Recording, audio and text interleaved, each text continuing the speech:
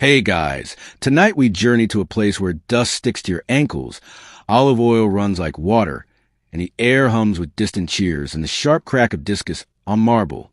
You're in Olympia, yes, that Olympia, somewhere around 432 BCE. It's hot, it's noisy, and you've somehow found yourself in the thick of the original Olympic Games. You crouch near a sun-baked stone column, trying to find a patch of shade that isn't already occupied by a very relaxed goat. The scent of grilled fish mingles with body odor and pine resin. You're surrounded by athletes oiled up like roasted lambs, javelins glittering under the relentless sun, each contestant's loincloth working overtime to preserve what little modesty remains. Welcome to the ancient Olympics. Less of a sports day, more of a multi-day, semi-religious dustathon. Thousands have traveled here on foot by cart, and in some cases, barefoot through donkey traffic, just to cheer their polis's champion and maybe barter for amphory painted with questionable wrestling moves. Of course, you're not just here for the entertainment. You've got a job, not an easy one either. You're part of the machinery that makes the whole spectacle matter beyond the sandpit. Because once someone wins, someone else has to tell the world. And since Wi-Fi is about 2,400 years away, your options are limited. Back then, information moved by legs. Specifically your legs. And in the burning Greek sun, your legs are not thrilled. Imagine sprinting a half marathon while dodging potholes, wild dogs, and the occasional philosophical drunk. That's your life now. But let's take a step back and look around first. The games themselves are wildly popular, though the original version isn't quite what you expect. There are no gold medals, no podiums, just a crown of olive leaves, a shout-out from a town crier, and the lasting glory of being carved nude into someone's wall back home. You watch as chariots thunder past, wheels screeching, riders shouting in dialects you don't understand. Dust clouds follow them, making everyone look like they've been breaded for frying. Behind you, priests chant before a sacred fire. That fire, ignited with a polished bronze mirror catching the sun, will burn for the duration of the games, symbolizing purity, unity, and probably a fire hazard.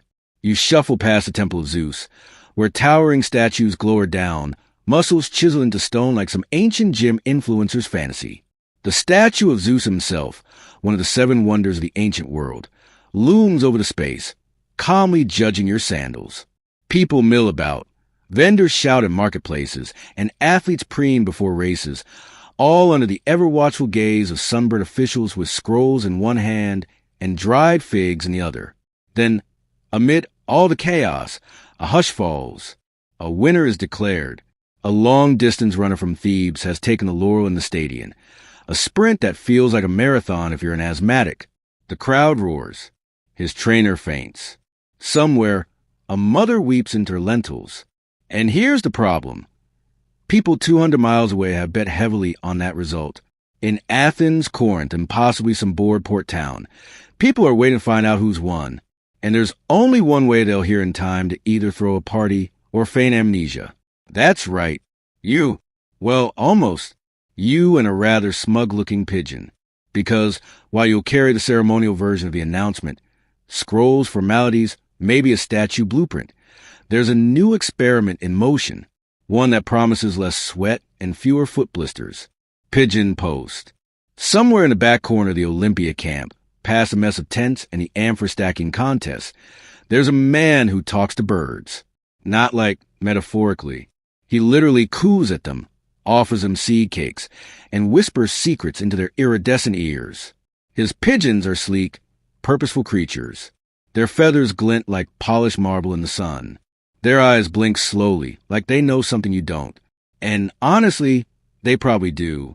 You stand beside this ancient avian whisperer as he selects a pigeon, ties a tiny scroll to its leg, using thread made from linen and optimism, and gives it a little nudge.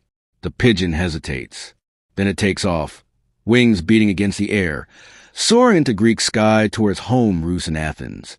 You stare upward, shielding your eyes. That pigeon is going to beat you there by a full day. Maybe two, but you're still expected to make the trip with the official documentation. It's like being asked to walk somewhere after sending a very fancy email. Still, There's something oddly magical about watching that bird disappear over the treetops. One moment, you're in the middle of a shouting, olive oil crowd. The next, a bird's flapping away with history tied to its leg. Historians still argue whether the Greeks truly grasped the strategic potential of pigeon messaging at that point, or they were just trying to avoid giving more foot blisters to their already limping runners. But this, many agree, was one of the earliest documented uses of pigeons to spread Olympic results. Of course, not everything goes smoothly. One poor bird once landed on a priest's bald head mid-flight. Another refused to leave unless it was sung to. But despite these hiccups, you watch the system take shape before your eyes. A new, feathery courier class forming alongside the sandal-sore human ones. You adjust your cloak, take a swig of goat milk, regret it instantly, and glance one last time toward the skies. That's the moment your supervisor appears and points toward the road east. Time to start walking. Pigeons got wings. You've got sandals. And a 40-mile head start to catch up on. You're not even 3 miles in before your feet start to file a formal complaint. The Greek sun, generous as ever, blazes down from directly overhead, turning the gravel road into something between a stovetop and a slow-cooking meat spit. Except the meat is you. Your sandals, thin leather-bound by optimism and tradition, flap mournfully with every step. You've tied your scrolls carefully, slung across your shoulder in a pouch of woven goat hair. Somewhere ahead, a pigeon is slicing through the air like a divine arrow. Meanwhile, you dodge donkey droppings and argue internally with your own knees. This isn't your first Olympic run. You're what's called a hemerodromus, a day runner, trained to sprint long distances, relay style, with Olympic news. It's considered an honor, but mostly by people who've never had to outrun a startled bull or dodge hail the size of pine nuts. Today's run will take you from Olympia to the outskirts of Thebes, some 200 kilometers through rocky hills, dusty paths, and villages that might offer you barley stew or throw olives, depending on how their athletes placed. But there's a twist. You're not alone. Not far behind, or possibly ahead, is another courier, a rival from Delphi. His stride is longer, his thighs suspiciously muscular, and he once beat you in a bet over who could recite all of Homer's epithets while balancing figs on their head. You don't trust him. Still, it's not a race. Except, of course, it absolutely is. You jog past a grove of cypress trees, their scent sharp in the dry air. Somewhere in the branches, birds gossip in whistles and chirps. Not pigeons, just regular freeloaders. You wonder briefly what it's like to be a bird. No scrolls, no sandals, no knee pain. Just wing it, literally. You pass an old woman selling fermented goat cheese by the road. She gives you a knowing nod, as if to say, another poor soul running for glory and nothing but blisters. You wave politely, decline the cheese, though its smell lingers like a curse, and keep moving. As the sun leans westward, you reach a small village where a boy runs up holding a cup of water and a weirdly specific question. Did Athens win the Pancration? You shake your head. No news yet, and accept the water, which tastes like mud and miracles. Ancient Greek villages are no strangers to messengers. Kids grow up watching men dash through town with scrolls tied to their belts, usually covered in sweat and the stubborn dignity of someone who really wants to lie down. You're a familiar sight, but this time it's different. Word has already begun to spread. Did you hear? They're using birds now. The locals whisper about feathered messengers, as if they're talking about gods disguised in animal form. They're only half wrong. You hear from a man chewing lentils by the well. A pigeon passed overhead this morning, flying low, looking purposeful. From Olympia, he says, wide-eyed, it must be the results. The world's changing and fast. Human runners are suddenly less mythical, more optional. You try not to take it personally. But you can't help wondering, how did this all start? When did pigeons become mail carriers? Well, the Egyptians were early adopters, using them as messengers long before the Greeks caught on. But it was in classical Greece that pigeons began carrying more than temple updates and festival announcements. Some wealthy city-states, always keen to one-up their neighbors, began investing in pigeon coops. Historians still argue whether these birds were genuinely reliable at first or just fashionably fast food for hawks. But within a few Olympic cycles, the system improved. Bird trainers perfected release strategies, and pigeons started to deliver messages with increasing accuracy. You trudge on past olive groves and startled shepherds. A goat watches you from a hilltop with disdainful intelligence. You suspect it knows your pigeon is winning. By now, your legs ache, your mouth is dry, and your resolve wavers. But something pushes you forward. A strange pride, maybe, or the knowledge that some little kid in Thebes is counting on hearing the name of his cousin shouted from the town square. As twilight begins to shade the hills in honey-colored glow, you reach the first relay post. A modest stone building with a thatched roof, a sleepy scribe, and a jug of lukewarm wine. You hand off the scroll, take a moment to lie flat on the floor, and contemplate switching careers. Olive pressing sounds fun. You ask the scribe, "Any word from the birds?" He chuckles, strokes his beard. "Came through this morning. Pigeon brought word of a Theban runner, winning the stadium. Your scroll confirm it, I suppose." You nod, not sure whether to be impressed or deeply offended. Still, this is a rhythm now. You'll rest, then continue, hopscotching from post to post. The pigeon, meanwhile, is probably being fed celebratory sesame seeds by a teenager in Athens who thinks birds just like writing things down. You roll onto your side, watching the firelight flicker against the wall. A nearby amphora bears an image of Hermes, wings, sandals, and all, clutching caduceus and grinning like he's never had foot cramps. You sigh. Easy for you, buddy. Sleep begins to creep in. Tomorrow is another leg. More road, more scrolls, more wondering if that pigeon's secretly union. By dawn, you're back on the road, your legs stiff as poorly carved statues, and your sandals doing that thing where they pretend to be shoes, but offer less support than a mildly interested donkey. The second leg of your journey snakes through more unforgiving terrain, hills that look deceptively gentle until you're halfway up and your calves start drafting a resignation letter. But at least the sky is kind. A soft blush of orange and lavender stretches across the horizon as birds stir in the fig trees. Speaking of birds, you wonder, for the 100th time, where that blasted pigeon is now. Probably lounging in an Athenian courtyard, basking in the adoration of children, and having his feathers gently misted. You mutter under your breath, hope he gets chased by a cat. Still, it's hard not to be curious. These pigeons, after all, are more than glorified letter-bearers. They're part of something bigger now, a quiet revolution in how people think about time, space, and connection. Historians still argue whether the idea for Olympic pigeon messaging came from necessity or novelty. Was it some overworked scribe who first noticed how pigeons always return home like overtaxed pets? Or perhaps a priest trying to avoid another week of blistered runners fainting on temple steps? Either way, it worked. And now, as you jog past the sleepy village of Thryon, a farmer calls out, "Oi, you the runner?" You pause, half wheezing, and nod. He grins. "Bird already told us Thebes won. You boys are getting slow." You want to respond with something clever, maybe quote a tragic poet about hubris or fate, but all that comes out is a very tired, birds cheat. Still, it's clear, the news is spreading faster than ever before. And while you're still essential, for now, things are shifting, not just in how messages travel, but in how people experience time itself. It used to take days, sometimes weeks, for Olympic results to travel. By the time a village heard who'd won the Pancration, the next games were practically being scheduled. Now, within a day, the excitement reaches city-states far from Olympia's dusty embrace.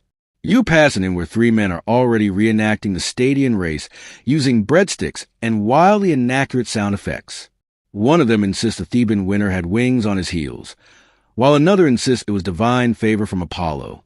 A woman nearby rolls her eyes and mutters, "It was probably the lentils." Always helps digestion. You laugh quietly and keep going. The next stretch takes you through a dense patch of forest, where the air is thick with pine, and the buzzing of insects intent on sampling every inch of your exposed skin. You sweat absent-mindedly and imagine pigeons don't deal with this nonsense. Probably glide above the trees like smug little clouds with wings. You reach a fork in the path. One road winds gently east, while the other cuts sharply uphill through a ravine. You know from experience, The gentle path takes longer, but the ravine is more dangerous. You flip a mental drachma and pick the ravine, because while you're not trying to outrun a pigeon anymore, you are trying to outrun time and your own pride. The ravine is shaded, thankfully, but that comes with its own problems. Slippery stones, low-hanging branches, and the occasional surprise snake. Your sandals grip the dirt with all the enthusiasm of soggy papyrus, and more than once, you catch yourself muttering apologies to the gods. At one point, you slip and land, gracefully, you tell yourself, on a bed of pine needles. You stay there for a moment, listening to the sound of your own breath and the faint, echoing coo of a distant bird. You smile. Of course. Even here, they're watching. When you finally emerge from the ravine, scratched but intact, you find yourself overlooking a small shrine, dedicated to Hermes, naturally. It's modest, a carved stone pillar, a few offerings of honey, feathers, and worn sandals. You place one of your olive beads on the altar, whispering a quick thanks, for speed, for survival, and maybe, just maybe, for letting the next pigeon get caught in a strong headwind. Further down the road, you encounter another runner, this one younger, leaner, and clearly suffering from an overabundance of ambition. He greets you breathlessly. Any word? You nod. Thebes won the stadium. He exhales, smiling. My cousin bet 3 obols on that. He's going to be unbearable. You pass the information like a torch, another link in the chain.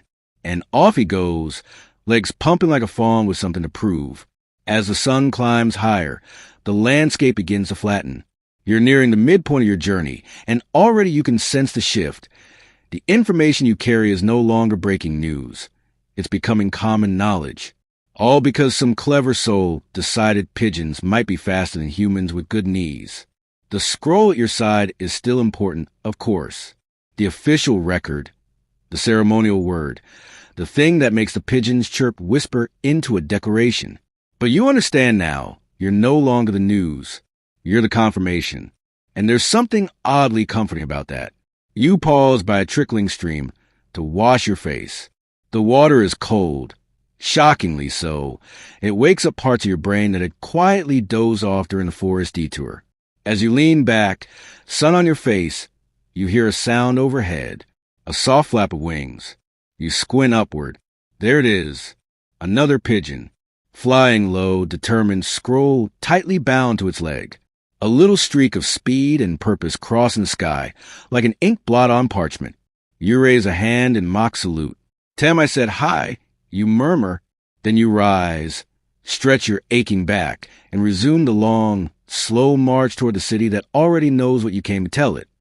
The road narrows as you move into the highlands, a terrain that's somehow both more beautiful and more insulting to your calves. The path curls upward through thickets of laurel and thyme, the kind of natural scent that might be relaxing if you weren't drenched in your own sweat and questioning all of your life choices. You pass a hillside stable where a donkey eyes you with blatant judgment. He's munching on straw, completely still, as if to say, we were invented for this exact kind of work. You ignore him. Every now and then, you spot another runner heading the opposite direction, news flowing outward from Olympia like ripples on a pond. Some of them wave. Others are too deep in their own agony to acknowledge anything but gravity. A few carry smaller scrolls, meant for temple officials or wealthy patrons who demand their Olympic gossip in private. One nods at you. Bird beat us again. You grin through a grimace. Of course it did. Wings are cheating. Still, the pigeons haven't fully replaced you. Not yet. There are limits to their glory. Pigeons can't answer follow-up questions. They can't update anyone on the drama at the discus throw. They certainly can't offer juicy details, like how the Spartan runner tripped on his own pride, or the Athenian boxer's elaborate victory dance that probably summoned at least one confused god. That's your job. And there's something powerful in that. A reminder that humans, while slower, bring color to the black and white scrolls. Historians still argue whether pigeons were ever the primary messengers during the Olympics or just supplementary flair for noble households. Some believe pigeons were status symbols, like golden goblets or elaborately groomed dogs, less about speed, more about spectacle. And yet, there's a deeper practicality too. City-states began building pigeon towers, modest clay structures or rooftop coops, specifically to receive Olympic messages. Trainers bred the birds for homing, speed, and even leg strength. You've heard rumors of pigeons being selected like athletes themselves, with coop owners boasting about feather sheen and flight times like they're talking about racehorses. Your mind drifts as you crest another hill, the breeze finally gracing your face like a thank you from the gods. You remember the first time you saw a pigeon deliver a message. It was at a tiny temple just outside Corinth. A bird descended like at a divine clearance, dropped onto a stone perch, and let a priest untie a scroll from its leg. The priest read it aloud in front of a crowd, and they all cheered, even before he finished the first line. It was magic, or so it felt at the time. You've since learned that magic is often just logistics in a fancy robe. Still, that moment stuck with you. And now, as you cross the halfway marker toward Thebes, you feel a flicker of that same awe again. Not for the pigeons this time, but for the entire system. Think about it. Thousands of people across dozens of city-states all tuned into the same event, connected not by proximity, but by shared knowledge, shared stories. That's what this is. A living network. Not quite fast, but wide, persistent. At the next rest post, a wiry boy barely old enough to lift a scroll offers you water. You slump onto a bench, knees rebelling like the crowd at a poorly cast tragedy, and ask, "Any new bird reports?" He nods. 2 pigeons this morning. One from Ellis, one from Corinth. You smile. Busy skies. He grins back. Yours hasn't arrived yet. You wince. Not that it's a competition, of course. But still, the postmaster, a sour-looking man with ink stains on his fingers and the permanent scowl of someone who's seen too many misspelled scrolls, leans over. Birds are fast, but fragile. Heat makes them sluggish. You still have your uses, runner. You nod, not entirely convinced. Before you leave, the boy offers you a handful of dried figs and something wrapped in fig leaf that turns out to be lentil paste. It's oddly comforting, like a hug you can chew. You thank him and trudge on, energy restored just enough to get you up the next incline. The terrain softens slightly after that. Trees thicken, providing shade, and the sound of a distant stream follows you like a lazy tune. Birds call from above, mostly finches and warblers, but you can't help scanning the sky for one of them. You spot a shadow overhead, but it's just a hawk. You smirk. Guess we all have jobs. Eventually, you reach a watch point overlooking a valley. In the distance, nestled between 2 hills, lies the city of Plataea. Not your final destination, but close enough to feel it in your ribs. Smoke curls from hearth fires. The faint noise of conversation, and carts drifts on the wind. You know that down there, the Olympic news has likely already landed. Whether by bird, relay, or word of mouth, they know. And still, you press on. Because somewhere in that city is a scribe who needs your scroll for the official record. Somewhere nearby is a temple priest who will read aloud at dusk, giving the message weight and rhythm. Somewhere, a little girl will tug her mother's sleeve and ask, "Is it true? Did Thebes win again?" And the mother, whether proud or irritated, will nod. And none of that happens without you. So you square your shoulders, stretch your legs, and descend toward the city, scroll tight at your side. It doesn't matter if the pigeons arrive first. You've got the voice. The first stars of evening blink into view as you leave Plataea behind. The road ahead stretching out beneath the now gentle breeze. You feel lighter, even though the weight of the scroll presses on your side, reminding you that your journey isn't quite done yet. The fact that you're still moving forward, despite your exhaustion, is a small triumph in itself. Ahead, a flicker of light signals a nearby traveler, probably another runner or messenger, moving at the same slow pace you've grown accustomed to. You nod as you pass him. He gives you a tired grin, not much for words, but a mutual understanding flickers between you. There's a certain camaraderie among those who share the same weary mission, even if you'll never cross paths again. It's unspoken, but it's there. This is the beauty of your work. The slow, steady connections that accumulate over time. You cross towns, delivered messages, and passed hundreds of lives. And each time, you become a small part of the broader story. The shared narrative that ties together this great festival, the one that happens every 4 years, whether the sun burns hot or rain drizzles from the sky. But tonight, the sky is clear and your task is almost complete. The evening air grows cooler as you pass a row of olive trees, their twisted trunks etched with centuries of growth. The leaves rustle softly in the wind, a soothing sound that blends with the soft click of your sandals on the stony path.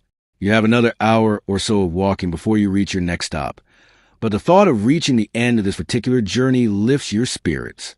As you step lightly through the night, the story of Olympia is still swirling in your mind. You wonder if the pigeons ever feel the weight of the messages they carry. They're just birds, after all, trained to fly, no real sense of the importance of the task they perform. But maybe that's the beauty of it. The simplicity of their mission, the trust they inspire in the people who raise them. Historians still argue whether the pigeons ever understood the gravity of their work, whether they sensed the lives they were connecting through these messages. Some say they were just following instinct, flying in the direction they knew would bring them home. Others say pigeons were more like athletes themselves, receiving training and care performed at their best. Whatever the case, they had a part to play in a story that spanned centuries. They were, in their own way, the silent carriers of a vast, sprawling network of knowledge. And yet, your mind keeps returning to the runners, the people who actually ran the distances, the ones who faced the hardships of rocky paths, the ones who crossed the finish line with sweat dripping from their brows. You don't want to take away from the pigeons, but it's hard not to think that there's something noble about the human effort, too. It's a feeling that makes you pause, standing still for a moment in the middle of the road, your breath slow and even. You feel the weight of the scroll on your side, heavy with responsibility. The pigeons might have brought the message faster, but you carried it. You made sure it got there through the heat, the dust, the fatigue. You've been part of this living, breathing tapestry of human endeavor. With that thought, you resume your walk slowly and steadily. The next settlement comes into view, its stone walls catching the light of the fading sun.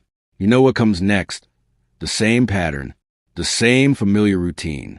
The scribe will take the scroll, read it aloud for the town citizens, and a small ripple of excitement will spread.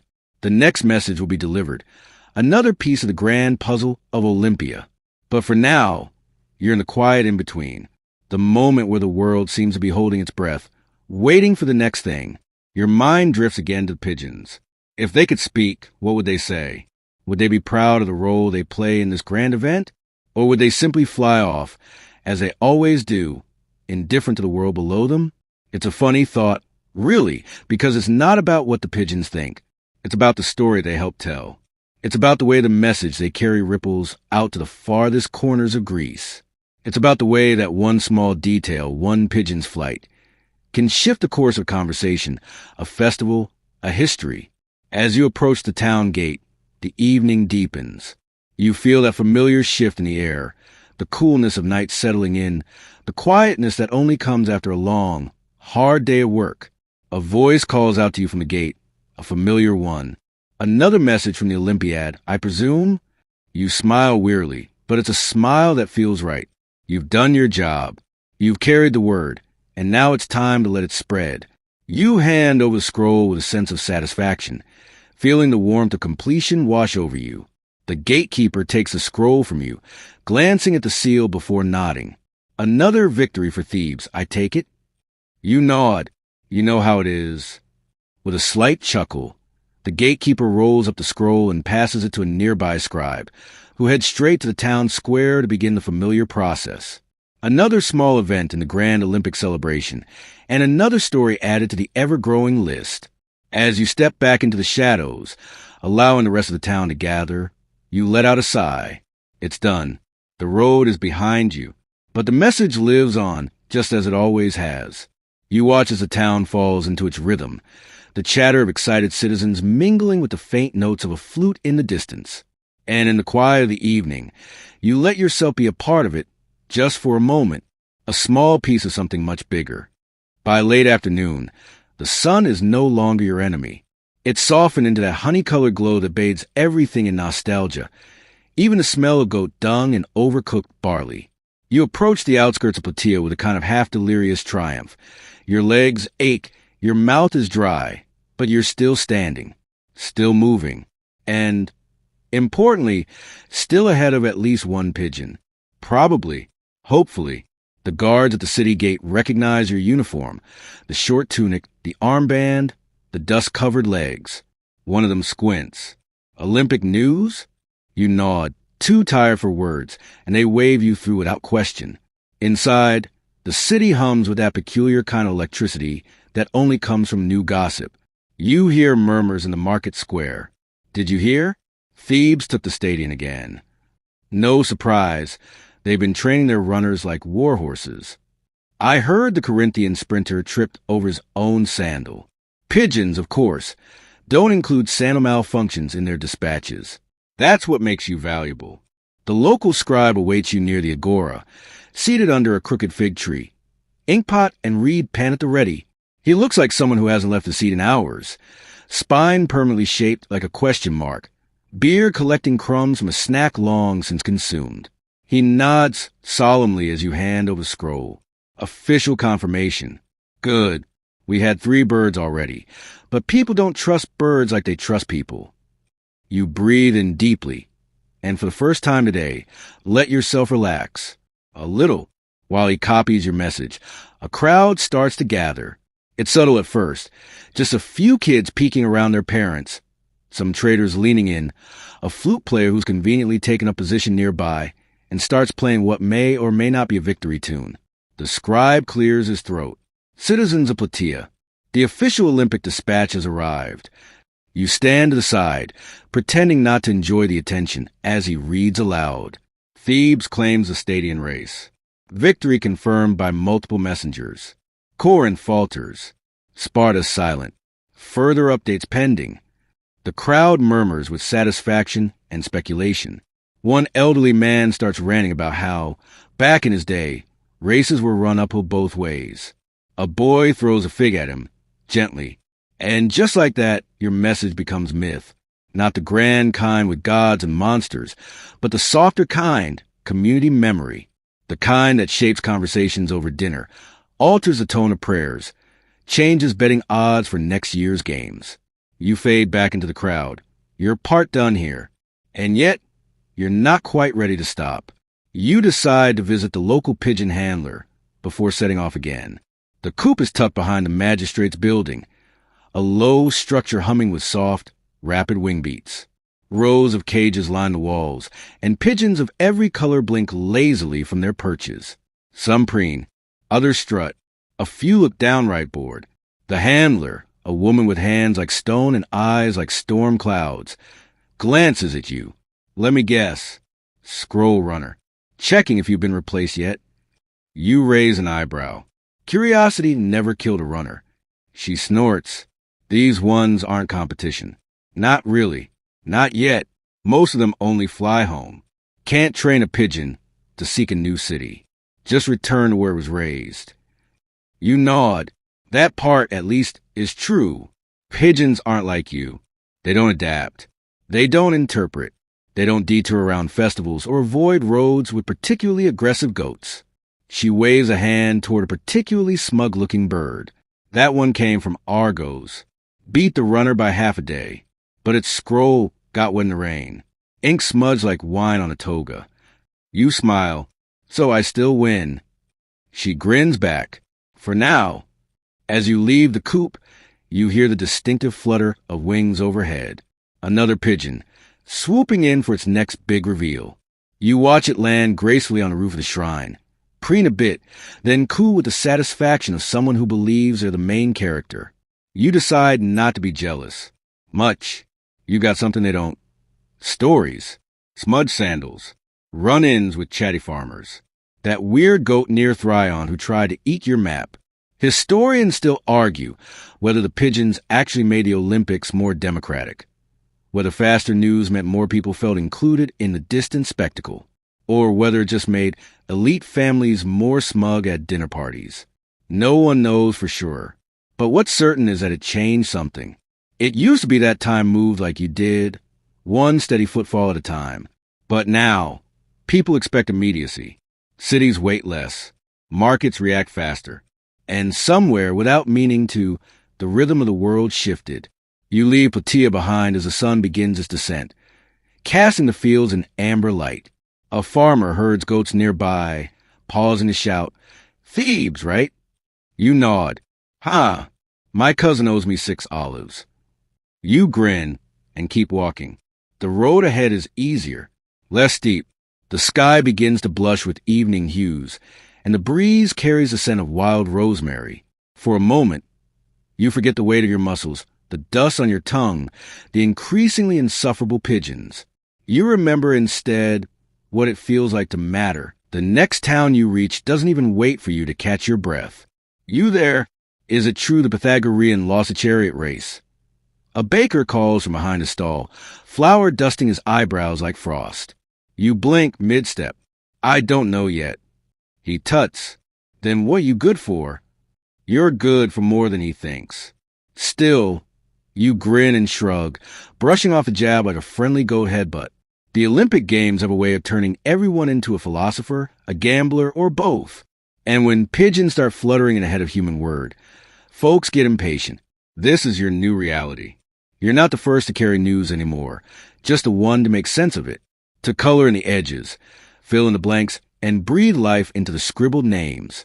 The pigeons are swift, sure. But you're the storyteller.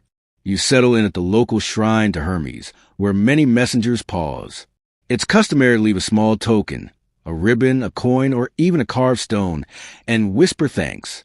You leave a fig pit, it's all you have, and whisper for speed and clean sandals. A few other messengers sit nearby, nursing sore feet and bruised egos. One grumbles about a pigeon that landed on his head mid-run, scroll slapping his cheek. Another swears he saw a bird fly in a loop before returning to where it started. "Lost," he says, "just like me." Still, the conversation swirls into laughter. You compare routes, share half-truths about legendary racers, and recall when news once traveled entirely on tired legs and callous feet. Historians still argue, someone says between bites of honey cake, whether birds made runners obsolete or just gave us a better story to chase. You sip water from a cool clay jug and say nothing. You're too busy watching a boy nearby, maybe 11, tie a pigeon-sized scroll with comically oversized knots. He squints at the bird and says, "Fly straight, or at least better than Uncle Nikos." It's oddly touching. In this town, they raise pigeons like family. Whole generations of birds roost on rooftops. Coops carved from olive crates and temple ledges. Kids learn to handle them before they even learn to write. There's a woman, Myrto they call her, who claims she can tell a bird's mood by the twitch of its tail. You meet her later that day. She's small and spry, with a nose like a hawk and fingers always smelling faintly of mint. She shows you how they train the birds using treats soaked in honeyed wine, how they condition them to associate certain towers with certain rewards. Not smart, she admits, but loyal, a bit like my third husband. The birds here wear tiny collars of dyed wool, each color marking the city it's loyal to. Red for Sparta, blue for Athens, yellow for Thebes. One bird, a particularly smug-looking specimen, sports all three. Defector, Myrto mutters, flew home to 2 cities in one day, caused a scandal. You wonder if that's how rumors start, not by humans whispering, but by birds betraying their routes. Myrto lets you hold one of the younger pigeons, a plump little thing with twitchy wings and an expression of mild disapproval. You run a finger along its back and feel the strength coil beneath those feathers. You ever lose one? You ask. She sighs. All the time. Storms, hawks, or just poor timing. Some show up weeks later with messages soaked, ink smeared, acting like they meant to be late. You chuckle, just like messengers. She nods knowingly. Birds lie better. They have the eyes for it. That night, you sleep near the pigeon coops. It's not as unpleasant as you expect. Warm from the heat of the birds, and somehow peaceful, the fluttering like a soft lullaby. One pigeon even nestles near your sandal. You name it Cleisthenes. The next morning, news arrives from Olympia. You don't need a scroll to read it. People buzz with excitement before the Pigeons even touch down. Athens won the Pancration, someone shouts from a rooftop. He beat the Delphian in 3 moves. Impossible, another argues. The Delphian is made of granite and fury, but the scroll confirms it. And when you relay it to a traveling merchant, you embellish it ever so slightly, mentioning that the Athenian fighter wore a laurel shaped like lightning bolts. You can't help it. The Pigeons bring headlines. You deliver legends. One boy follows you for an hour, peppering you with questions. Did the Pancration man have a beard? Was he tall? Did he roar like a lion? You tell him yes to all of it. He looks satisfied, then pauses. Would a pigeon lie about that? You shake your head. Pigeons don't lie. They just don't care. By midday, you're once again on the trail, walking with the slow rhythm of someone who's realized a journey matters just as much as a destination. Your sandals are thinning. Your calves ache. But the world feels larger and smaller at once. Everywhere you stop, you meet people hungry for more than facts. They want texture, detail, the sweat behind the scroll. You give them what you can, a voice to the parchment, a beat to the dry ink. Evening descends gently. You camp near a grove of whispering cypress trees, the scent of pine thick in the air. Somewhere in the dark, an owl hoots once, then goes silent. You think of the pigeons again. Do they sleep this peacefully? Or are they huddled in some coop, dreaming of feathers, grain, and skies without hawks? You can't be sure. But you do know this. Even if pigeons now carry the news first, it's messengers like you who still make it matter. And maybe that's enough. You find a place to sleep behind a merchant's empty stall, half covered with linen that smells like cloves and dust. Your bed is the ground, your pillow a folded cloak, and your lullaby the soft muttering of townsfolk replaying Olympic news like a tale passed down through generations.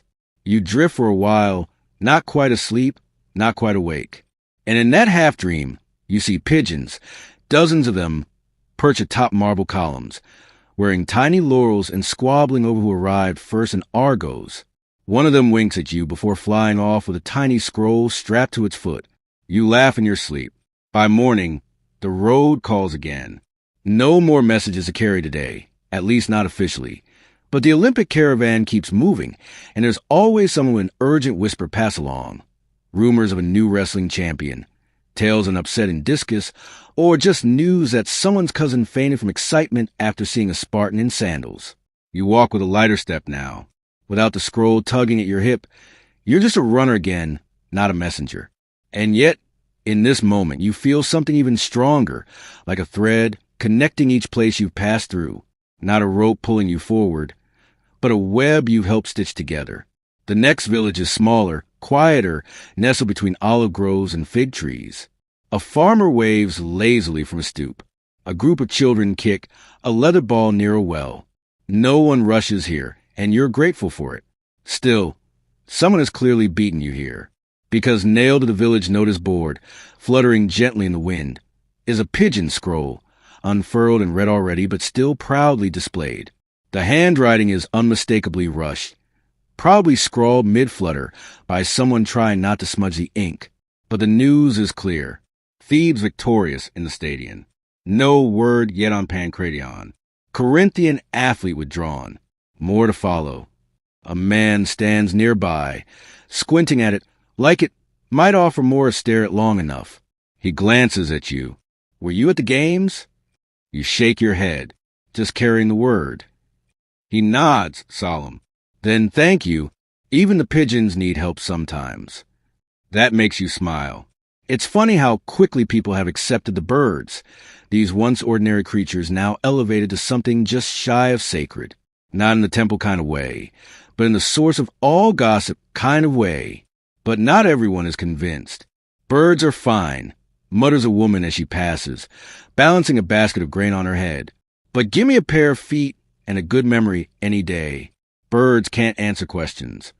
And that, right there, is the truth of it. Because the moment you arrive, people start to ask, how did the athlete look? Was he limping? Did the crowd cheer for the right city? Was the Spartan delegation as insufferable as always? Pigeons don't tell stories. You do. Over a mid-morning meal, olives, a hunk of cheese, some slightly stale bread. You answer every question they throw your way. They hang on every word, not because you're especially dramatic, but because you were there, not at the games themselves, but in the living chain that connects everyone to them. You're the closest thing they'll get to Olympia this year. You learn quickly that while pigeons carry facts, runners carry tone. It's the way you say it, the slight lift in your voice, the arched brow, the amused chuckle that hints the story's better than the scroll that's on. One child, wide-eyed and dust-faced, asks if the pigeons ever lie. You pretend to consider it, then lean down conspiratorially. Only when it's about who gets the last grain of millet. The child giggles and runs off. You rest there for a bit longer, stretched out beneath a fig tree with juice-stained hands and a full stomach. In the distance, two pigeons circle lazily before landing on the edge of a clay rooftop. They don't even look tired. Show-offs. Historians still debate how widespread the use of pigeons really was in ancient Greece. Some believe only a handful of cities employed them regularly, citing the expense and difficulty of training. Others claim the practice was surprisingly common, so much so that small villages developed their own signature coops and markings. But all agree on one thing. Once a city adopted pigeons for relaying Olympic results, it changed the way those citizens experienced the games. It was no longer a remote spectacle for elites. It became something participatory, something you could discuss over dinner, react to in real time, or close enough. In a way, it shrank the Greek world. And yet, ironically, it also made it feel grander, more connected, more alive. You walk on. The next leg of your journey leads through rolling hills, where the trail is narrow and the air smells like thyme crushed beneath your feet. You pass a man leading a donkey, who nods politely and says, "News of the games?" You nod back. "Thebes won the stadium." He grins. "Knew it. Told my neighbor as much." He bet on Corinth. "Fool." That's all he says before disappearing down the path. But it's enough to prove your point. The news matters. The connections matter. And the pigeons, even if they make you feel a little obsolete, matter too. As you crest the next hill, you catch sight of a pigeon mid-flight, heading in the opposite direction. You pause, tracking it with your eyes. It's a sleek one, wings tucked, gliding like an arrow. You imagine its little heart thudding with determination, its scroll tightly bound. You wish it well, and then, quietly, you pick up your pace. Because as fast as the pigeons might be, they don't stop to share stories, laugh with farmers, or make children believe in winged tricksters. You do. You wake to the lightest drizzle, a soft tapping on the canopy of leaves above you. It's a sound that feels like the world is wrapping you in a warm blanket, gently tugging you from slumber into another day of wandering and storytelling. The dew settles on your skin, cool and refreshing. You stretch, taking a moment to appreciate the quiet, the calm that is going to feel like a rare luxury. The pigeons don't mind the rain, of course. They puff out their feathers, shake off the droplets, and continue on their way as though the world hasn't changed a bit. You stand up, brushing away the dust of the day before, and begin your walk again. The road ahead is mostly quiet, save for the occasional clop of a mule's hooves or the distant chatter of travelers. But that doesn't last long. By noon, you find yourself walking into a small village at the foot of a hill, where a half-dozen men sit in the shade of a stone arch, playing dice. One of them stands as soon as he sees you. "Messenger," he calls, his voice carrying across the village square. He's older than you, his face warmed by the sun, but there's a certain brightness in his eyes, like he's just waiting for something to happen. You wonder how long he's been here. You raise a hand in greeting, knowing immediately what he's after. "No news yet," you tell him. "The pigeons will come soon." He squints at the sky, then back at you. "I swear, the pigeons have their own timetable. My uncle swore they were always early, but I've never once seen one arrive on time." A few of the others laugh, but one, younger than the rest, shakes his head. It's not about timing. It's about who's carrying the news.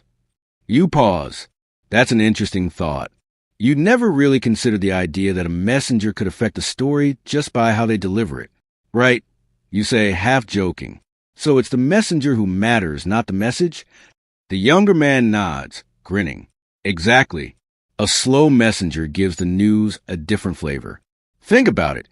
If a pigeon arrives all winded and puffed up, it's one thing. But if it's a runner, carrying news with all his heart, you get a whole different experience. One's a fact, the other's a story. There's a pause as everyone considers this. And you realize he's right. The pigeons carry the news, sure, but you bring the story, the color, the emotion, the thrill of it all. Without that, it's just another fact, just another scroll. You smile. Fair enough. But even the pigeons have their own little stories to tell, don't they? They laugh, and one of them raises his mug of wine. A pigeon can tell its own tale, sure, but it's the humans who make it memorable. You leave them behind, but the conversation sticks with you. It's funny how something as simple as a pigeon's flight can turn into an entire tale about the nature of storytelling itself. The path climbs gently, the scent of wet earth heavy in the air. You pass more farmers tending to their vines, small families walking home from the market, and a group of women laughing as they carry baskets of olives to the village. The world is slow today, quiet and purposeful. Everyone has a task, a place to be, a part to play. The pigeons, too, have their roles. But somehow, today, it feels like you're the one keeping the rhythm. You pause for a while to watch a pigeon soaring overhead, its wings cutting through the gray sky with ease. You can't help but admire the way it glides, effortless and free. There's a poetry to it, something almost unreachable. A pigeon can fly without effort, while you walk on foot, carrying your news one step at a time. Historians still argue about the symbolism of pigeons in ancient Greece. Some say they were seen as symbols of peace and communication, spiritual messengers who bridged the mortal world with the gods. Others claim they were just practical, reliable creatures of flight who happened to be handy for sending messages across great distances. Either way, they were everywhere. And you're just trying to keep up.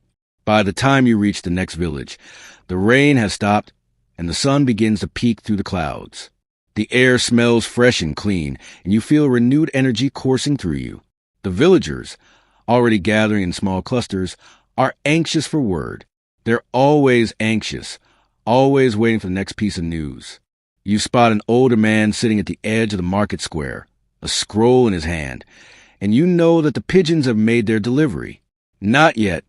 He says as soon as he sees you, he's wise enough to not ask if you brought the news yourself. What's your story? You shrug, playing along. No new news yet, just a lot of waiting. He raises an eyebrow. It's always waiting, isn't it? Pigeons, runners, you name it. The wait is the hardest part. The other villagers nod in agreement. The wait is always the hardest part. Even the pigeons know that, no matter how fast they fly, as you sit down to rest, you realize something. For all the talk of speed and efficiency, for all the glory of pigeons who swoop in with their precious scrolls, the true magic lies in the waiting, the anticipation, the slow unfurling of news. It's the pause before the first word, the stillness that hangs in the air just before the stories are told. That's what makes the message worth hearing. Because once the pigeons arrive and the scrolls are opened, the world changes. But before that moment, it's just a quiet road, the sound of your footsteps and the soft fluttering of wings overhead. And maybe that's enough. Because in the end, the news is just a part of the journey. It's the way it's carried, the way it's shared. That makes it important. So you continue on, knowing that the next village will be waiting for you. The pigeons will be waiting for their turn, and the story, like the road, never truly ends. The next morning, you're walking through a dense forest, the path uneven beneath your sandals. The leaves whisper above you, damp from the rain yesterday.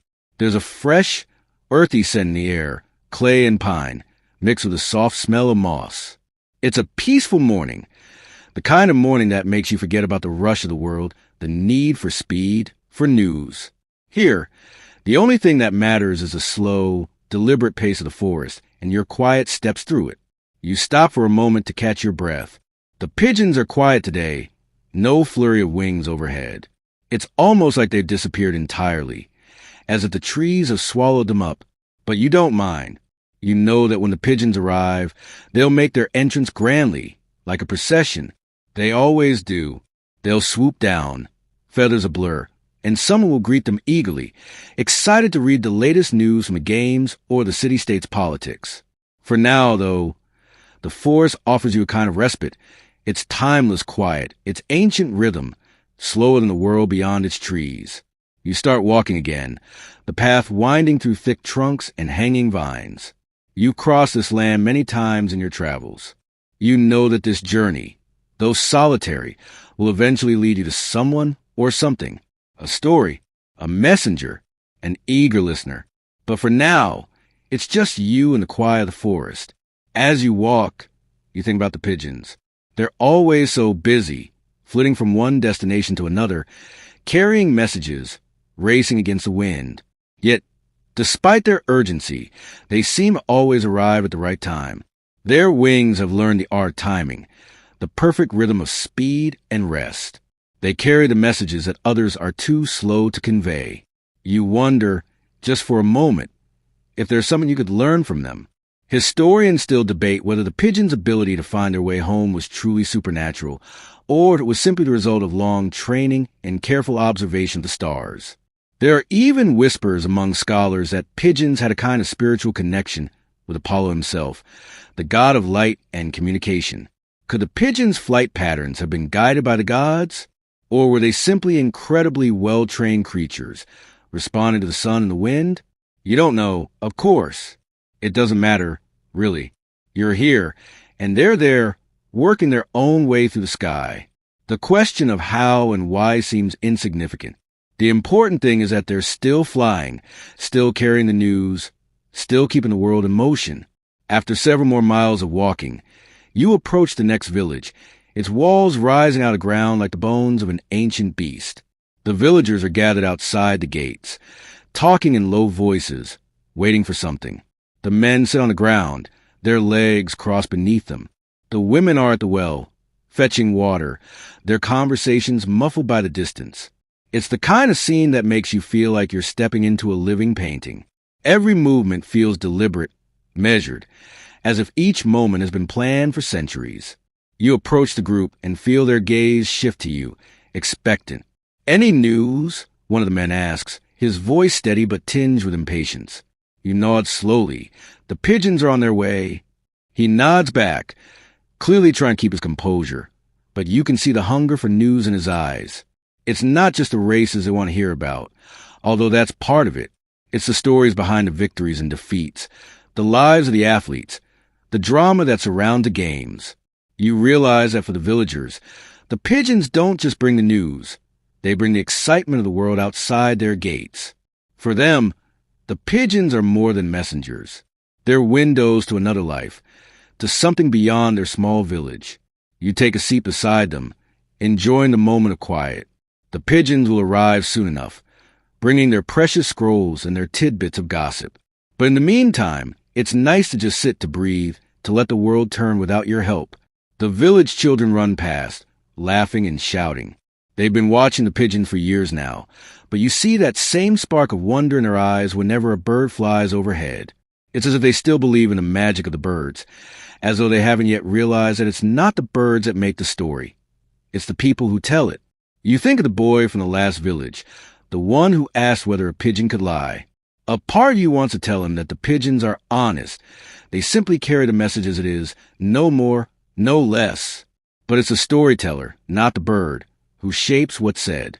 It's the storyteller who decides whether to add color, drama, or mystery. You smile, watching the children's faces light up as a pigeon finally arrives, wings beating swiftly against the cool morning air. The scroll is carefully tied to its leg, fluttering as it lands gently in the hands of one of the villagers. The man who asked for the news unwraps the scroll and reads it aloud, his voice carrying the words like a song. Athens has won again. The champion of the pentathlon has claimed victory. The crowd murmurs, the excitement palpable. You hear a couple of sighs, and then laughter as people joke about the ever-present dominance of Athens. A small part of you wants to ask how the pigeons feel about being used for all this. But then, you remember, pigeons don't care. They don't need to feel anything. They just fly, just do their job. It's you who carries the weight of the story. The man with the scroll turns to you and raises an eyebrow. "What's your story?" he asks, a knowing smile on his face. You chuckle softly, watching the pigeons gather on the rooftops like they're proud of their work. "Maybe I'll tell it tomorrow," you reply. For now, the pigeons have their say. And for the first time in a long while, you realize that's enough.